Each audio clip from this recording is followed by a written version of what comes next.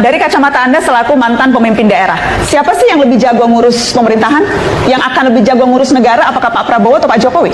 Yang lebih jago itu yang hari ini memimpin dan mengelola, karena sudah terbukti dia bisa melakukan pengelolaan pemerintahan secara baik.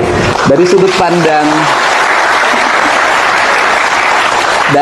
pandang kita yang di daerah, Pak Jokowi relatif sangat cepat merespon apa yang menjadi kebutuhan daerah.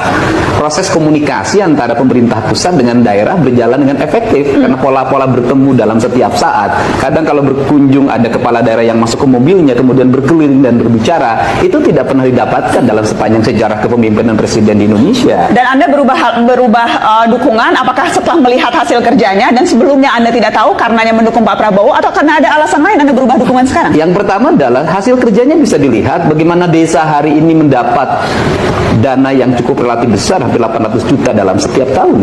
Bagaimana orang miskin hari ini mendapat beras premium dalam setiap bulan. Bagaimana mereka juga mendapat bantuan untuk biaya sekolah 500 ribu per bulan. Ini kan sebuah orientasi yang tidak didapatkan sebelumnya.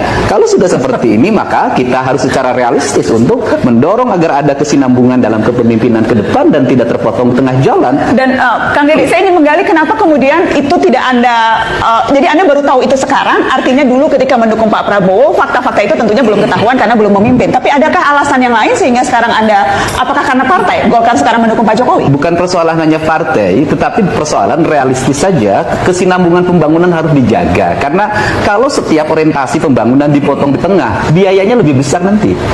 Rakyat itu butuh kesinambungan, sesuatu yang dirasa, dan kita ini biasa rakyat Indonesia itu, kalau sudah dirasa enak, apa yang harus diganti?